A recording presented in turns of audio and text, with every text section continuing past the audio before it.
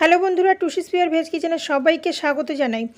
গরমকাল চলে গেছে, বর্ষাকাল চলে এলো, কিন্তু গরম কিন্তু এখনও যায়নি। সেই গরম আছে, ভ্যাপসা গরম, আর গরমে মুখে রুচি নেই, সেই সব তো লেগেই আছে। যেমন কালকেই প্রচণ্ড গরম পড়েছিল, তো এই গরমে পাতলা আমের চাটনি যদি বানিয়ে নেওয়া যায়, মুখের কিন্তু রুচি ফিরে আসে। তো আমি এরকম কচি কচি দুটি আম নিয়ে নিয়েছি। এরকম কচি আম এখনও কিন্তু বাজারে পাওয়া যাচ্ছে। তো আমটাকে ভালো করে ছুলে কেটে নিচ্ছি। দেখুন আটিটা একেবারে কচি আছে, আটি এখনও শক্ত হয়নি। ঠিক এরকম আম কিন্তু পাতলা চাটনি করলে দারুণ লাগে। তো পাতলা করে করে আমি কেটে নিচ্ছি। জলের মধ্যে দিয়ে এটিকে ভালো করে ধুয়ে নিচ্ছি। ধুয়ে এটিকে আমি নুন জলে কিন্তু ভিজিয়ে রাখবো। লবণ জলে ভিজিয়ে রাখলে কষ ভাবটা অনেকটা দূর হয়ে যায়, আর আমটা খেতেও ভালো লাগে। আর এই আমের টক ভাবটাও অনেকটাই কম। টক ভাব কম থাকলে সেই আমের চাটনি কিন্তু খেতে দারুণ লাগে। বেশ ঘন্টাখানিক পরে আমটাকে আমি জল থেকে তুলে নেব। তো কাঁচা আমের উপকারিতাগুলো একটু বলা যাক। সকালের বমি বমি ভাব আসলে কাঁচা আম খেলে কিন্তু সকালের বমি ভাব দূর হয়। এছাড়া দুপুরে খাওয়ার পরে যে ঝিমুনি আসে, কয়েক টুকরো আম খেলে ঝিমুনি কিন্তু চলে যাবে। যকৃতের সমস্যা দূর করে, ঘামাচি প্রতিরোধ করে, রক্তের সমস্যা দূর করে, কোষ্ঠকাঠিন্য দূর করে, শরীরে লবণের ঘাটতি দূর করে। এছাড়া ডায়াবেটিস প্রতিরোধ করতে কিন্তু কাঁচা আমের উপকারিতা একেবারে অনন্য।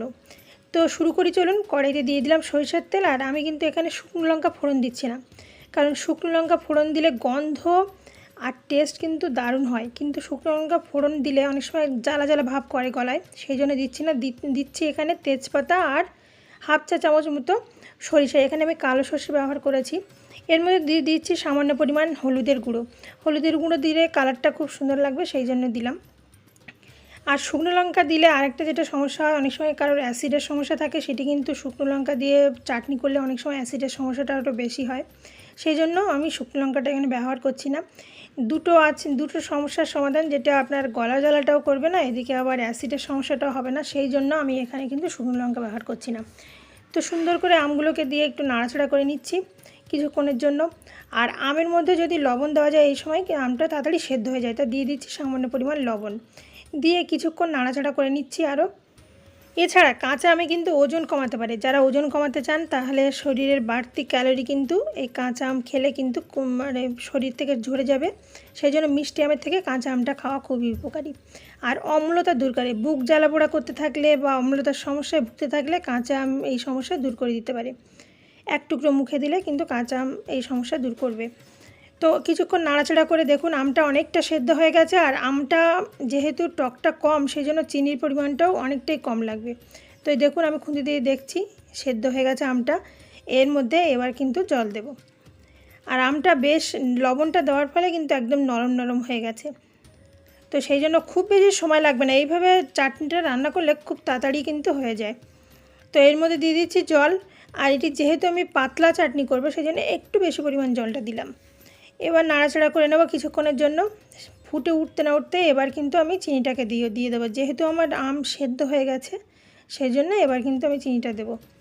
তো এখানে আমি একটা বড় চামচ চিনি দিচ্ছি। আপনারা চাইলে চিনির মাত্রাটা একটু বেশি কম করতে পারেন, কারণ অনেকে একটু মিষ্টি বেশি চাটনি খেতে পছন্দ করে, আবার অনেকে একটু টকটক থাকবে সেই রকম ধরনের চাটনি কিন্তু পছন্দ করে।